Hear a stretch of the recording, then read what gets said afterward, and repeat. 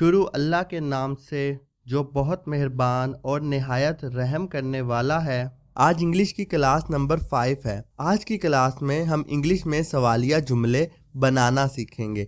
Negative sentences को एक आसान ट्रिक के साथ इंट्रोगेटिव सेंटेंसेस में कन्वर्ट करना सीखेंगे। आज की वीडियो को आप एंड तक देखिएगा। आज की वीडियो देखने के बाद आप इस काबिल हो जाएंगे कि आप खुद से इंग्लिश में सवालिया जुमले बना सकेंगे। तो टाइम ज़ाया किए बगैर आज की क्लास का आगाज़ करते हैं।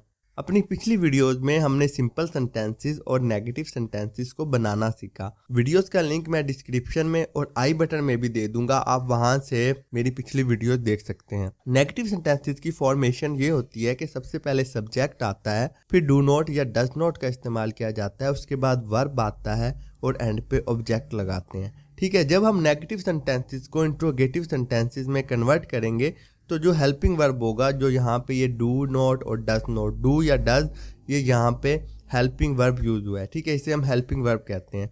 तो ये स्टार्ट में आ जाएगा, डू और डज हम शुरू में लगा देंगे, उसके बाद हम सब्जेक्ट लगाएंगे। ठीक है, सब्जेक्ट सेंटेंस में काम करने वाले को कहते हैं। उसके बाद वर्ब लगाएंगे जो काम हो रहा है, फिर हम ऑब्जेक्ट का इस्तेमाल करेंगे। ठीक है, सेंटेंस में जिसके ऊपर काम हो रहा है, और एंड पे क्वेश्चन मार्क लगा देंगे। अब डू किसके साथ लगाएंगे और डज किसके साथ लगाएंगे? अगर हमारे पास सब्जेक्ट आई होगा, वी होगा, यू होगा, दे होगा या प्लूरल नाउन होगा। प्लूरल नाउन यानी कि एक से ज्यादा नाम होंगे। ठीक है, जैसे आसिम एंड आमिर, ठीक है, या बॉयज गर्ल्स, तो हम उसके साथ डू का इस्तेमाल करेंगे सेंटेंस के शुरू में ही। इसी तरह अगर हमारे पास सब्जेक्ट होगा ही, शी, इट और सिंगुलर नाउन एक अकेला नाम होगा, तो उसके साथ हम डज का इस्तेमाल करेंगे। अब कुछ हमारे पास इंट्रोगेटिव सेंटेंसेस हैं, हम उन्हें ट्रांसलेट करते हैं इंग्लिश में। पहला सेंटेंस है, क्या आप कॉलेज जाते हैं? ठीक है, अब हम यहाँ पे सबसे पहले देखेंगे इसमें सब्जेक्ट क्या है। इसमें सब्जेक्ट है आप। इसमें वर्ब क्या है? इसमें वर्ब है जाना। कहाँ जाते हैं? कॉलेज जाते हैं, तो कॉलेज ऑब्जेक्ट है। ठीक है, जब हमें पता चल गया तो सब्जेक्ट हमारे पास आप है, यू है, तो यू के साथ हम डू का इस्तेमाल करते हैं। तो सबसे पहले हम डू लगाएंगे, डू के बाद सब्जेक्ट यू, फिर वर्ब गो और फिर ऑब्जेक्ट गो टू कॉलेज और एंड पे क्वेश्चन मार्क। इसे साइन ऑफ इंट्रोगेशन भी कहते हैं। नेक्स्ट जुमला है, क्या वो अपना वक्त जाया करता है? अब इसमें सब्जेक्ट वो है। ठीक है, और एंड से हमें करता है से हमें पता चल रहा है कि वो जो है वो लड़का है। इसमें काम क्या हो रहा है? जाया करना। क्या जाया करता है? वक्त जाया करता है। जाया करना इसमें वर्ब हुआ और वक्त इसमें ऑब्जेक्ट हुआ। ठीक है, हमें पता चल गया कि सब्जेक्ट वो है, ही है, तो ही के साथ हम डज का इस्तेमाल करेंगे। Does he waste his time? Does के बाद हम सब्जेक्ट लगाएंगे जो ही है, फिर वर्ब लगाएंगे वेस्ट और एंड पे ऑब्जेक्ट अपना वक्त, his time. Does he waste his time? Next है, क्या आप रोजाना वर्जिश करते हैं? अब यहाँ पे भी आप आ रहा है, तो आपकी इंग्लिश यू होती है। यू के साथ हम डू का इस्तेमाल करते हैं। यू इसमें सब्जेक्ट है, वर्जिश करना यहाँ पे वर्ब है। पहले डू लगाएंगे, डू यू वर्जिश करना टेक, और एक्सरसाइज ऑब्जेक्ट है। Do you take exercise daily? Daily रोजाना। ठीक है, क्या आप रोजाना वर्जिश करते हैं? Do you take exercise daily? Next है, क्या सूरज मशरिक से तुलू होता है?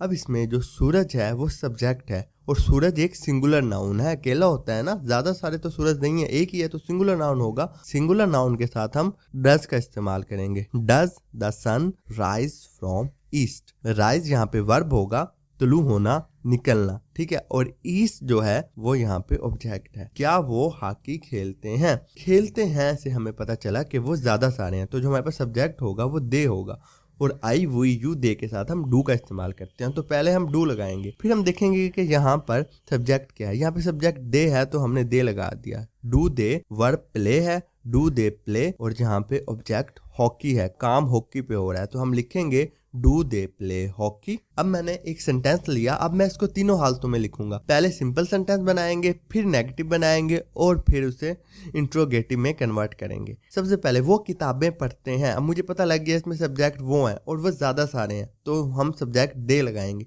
ठीक है, इस पे वर्ब है पढ़ना और ऑब्जेक्ट है किताबें, तो हम वर्ब लगाएंगे दे रीड, उसके बाद किताबें books, object they read books. वो किताबें नहीं पढ़ते हैं। ठीक है, अब नहीं आ गया तो वो के साथ हम डू नॉट का इस्तेमाल करते हैं। तो सबसे पहले सब्जेक्ट दे, फिर डू नॉट, फिर वर्ब रीड और एंड पे object books. They do not read books. क्या वो किताबें पढ़ते हैं? अब ये एक सवालिया जुमला बन गया, इंट्रोगेटिव सेंटेंस बन गया। अब हम डू को शुरू में ले आएंगे। डू के बाद सब्जेक्ट दे, फिर वर्ब रीड और एंड पे books. Do they read books. अगला सेंटेंस है हमारे पास, हम अंग्रेजी बोलते हैं।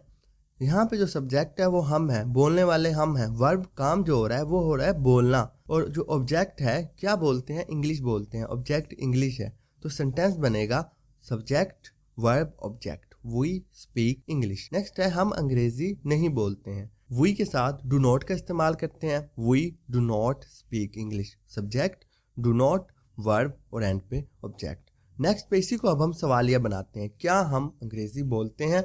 तो डू हम स्टार्ट में ले आएंगे। डू के बाद सब्जेक्ट वी, फिर वर्ब स्पीक और एंड पे object English. Do we speak English. Next, तुम फिल्में देखते हो। अब यहाँ पे सब्जेक्ट जो है वो तुम है, यानी कि यू, देखने वाले तुम हो, और वर्ब यहाँ पे देखना है, और यहाँ पे फिल्में जो हैं वो ऑब्जेक्ट हैं। क्या देखते हैं? फिल्में देखते हो। You watch movies. ठीक है, यहाँ पे जो यू है वो सब्जेक्ट, वॉच वर्ब और मूवीज ऑब्जेक्ट।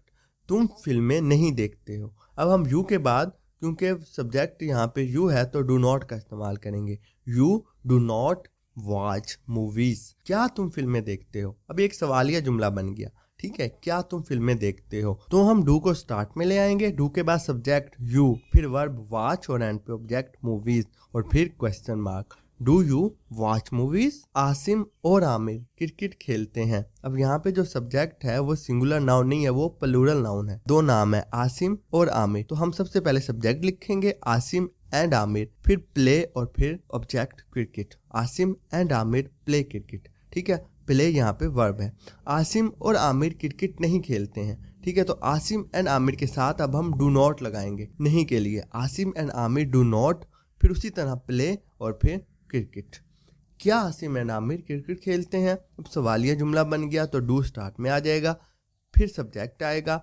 दो सब्जेक्ट हैं यहाँ पे, Asim and Aamir. Do Asim and Aamir, उसके बाद वर्ब प्ले और फिर object cricket. Do Asim and Aamir play cricket. Next, आप पाकिस्तान में रहते हैं। You live in Pakistan. यहाँ पे सब्जेक्ट क्या है? यहाँ पे सब्जेक्ट आप या तुम, जिसकी इंग्लिश हम यू करते हैं। उसके बाद रहना वर्ब है, लिव, और ऑब्जेक्ट इसमें पाकिस्तान है। You live in Pakistan. आप पाकिस्तान में नहीं रहते हैं। अब ये एक नेगेटिव सेंटेंस बन गया, तो नेगेटिव सेंटेंस के लिए हम यू के साथ डू नॉट लगाएंगे। यू डू नॉट, फिर verb live in Pakistan. Pakistan यहाँ पे ऑब्जेक्ट। उसके बाद इसी को हम सवालिया जुमला बनाते हैं। क्या आप पाकिस्तान में रहते हैं? ठीक है, अब डू पहले आ जाएगा, हेल्पिंग वर्ब शुरू में आ गया। डू के बाद यू लिव इन पाकिस्तान। ये थी आज की क्लास। उम्मीद करता हूँ आपको बहुत कुछ नया सीखने का मौका मिला होगा।